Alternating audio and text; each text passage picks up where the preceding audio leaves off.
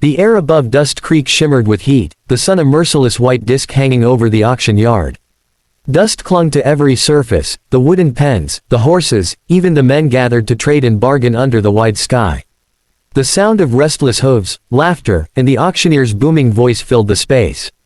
Step right up, boys. Strong hands, young backs, and willing hearts.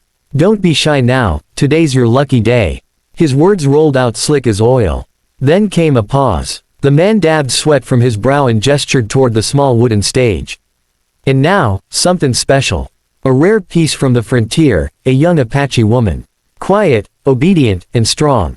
Two men led her out by a rope, shoving her forward into the glaring light. The crowd's noise softened to a murmur. She stood barefoot, the dust soft beneath her feet, the rope biting into her wrists. Her face was streaked with grime, her long black hair falling loosely over her shoulders. Yet her back remained straight, her chin lifted. Her eyes, dark, sharp, alive, met the crowd without fear. A murmur rippled through the men. Some looked curious. Some looked disgusted. The auctioneer cleared his throat. Let's start the bid at $10. $10 for a fine worker, strong as they come. Silence. The woman didn't move. Her stillness was unnerving. One man in the crowd chuckled, a low cruel sound. Ain't worth the feed, that one. Look at her. Got fire in her still. Another spat on the ground. You keep fire like that, it'll burn your house down. The auctioneer forced a smile, voice cracking with forced cheer. Don't you worry about that, gents. She's been tamed. Knows her place, this one. $10, anyone. No one moved. The wind picked up a swirl of dust. A dog barked somewhere in the distance. The woman's eyes stayed fixed on the horizon, as though the people in front of her were already ghosts. $5. The auctioneer barked. 5. She's worth that and more. His words hung in the air unanswered. At the edge of the crowd, leaning against a fence post, a lone cowboy watched. His hat shaded his face, but his jaw was set tight, and his hand rested on the worn handle of his revolver, not in threat, but in habit. His clothes were faded, his boots scarred with years of trail dust. He had seen too many things sold, horses, land, men's dignity, but something about the girl's silence struck him. She wasn't pleading, wasn't broken. She was simply waiting, proud in her quiet. The auctioneer sighed, ready to call the sale off. No one. Then she goes back too. I'll take her, came the cowboy's voice, low but steady. The crowd turned. The auctioneer blinked. $5, then. The cowboy walked forward, pulling a small leather pouch from his coat. Gold, he said simply, tossing it onto the table. The clink of metal silenced the whispers. Sold. The auctioneer bellowed, slamming the gavel down. As the cowboy stepped up onto the platform, he untied the rope from her wrists himself. She looked up at him, her expression unreadable, but her eyes burned with quiet question. You're free now, he said, voice barely above a whisper. She didn't speak, but something in her gaze shifted, something fierce, something alive. And as they walked away together through the settling dust, the crowd parted, unsure whether they had just witnessed an act of foolishness, or something closer to salvation. The desert stretched endless beneath the silver wash of moonlight, a vast sea of sand and sage where the night wind whispered like ghosts.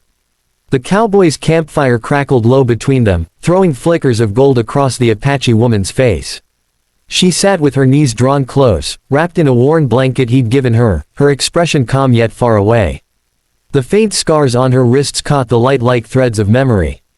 The cowboy sat opposite, hat tipped back, eyes half-lidded but watchful. His horse dozed nearby, reins loose, tail flicking lazily at flies. For a long while, neither spoke. The fire popped, sending sparks up toward a sky so wide it seemed to swallow sound itself. Finally, he broke the silence. Ain't much of a place for talkin', I know. But quiet's better than lies, I reckon. She didn't answer. Her gaze was fixed on the fire, the orange light reflected in her dark eyes. The cowboy sighed, pulled a strip of jerky from his saddlebag, and tossed it toward her. She caught it with surprising quickness, examined it briefly, then ate it without a word. He watched, almost smiling. You got spirit, even if you don't show it. When she finally spoke, her voice was soft, almost rough from disuse. Why did you buy me? He shifted, staring into the flames. Didn't buy you, he said quietly. Bought your freedom, far as I see it. You could have walked away, she said, the words edged with quiet challenge. Like the others. I could have, he admitted, tossing another branch into the fire. But I couldn't stomach watchin' men treatin' someone like a thing. Ain't right. Not after what I've seen.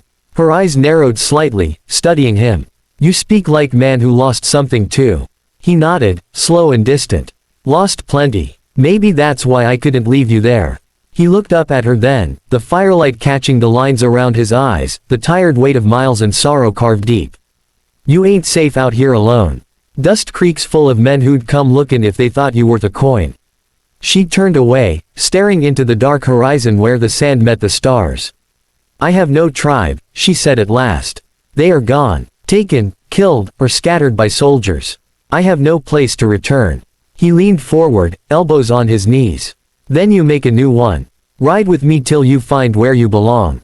I ain't lookin' to keep you, just make sure you see another sunrise.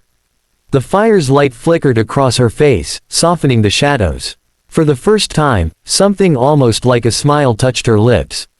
Then I will ride, she said, rising slowly. But not behind you. Beside you. He stood as well, nodding once. Fair enough. As dawn crept over the desert, painting the sand in shades of rose and gold, they mounted his horse, she sitting straight, proud, her hair glinting in the morning light. Together they rode toward the horizon, the wind carrying away the last whispers of Dust Creek, leaving behind only two silhouettes, one man, one woman, bound not by chains, but by a shared silence and the promise of freedom.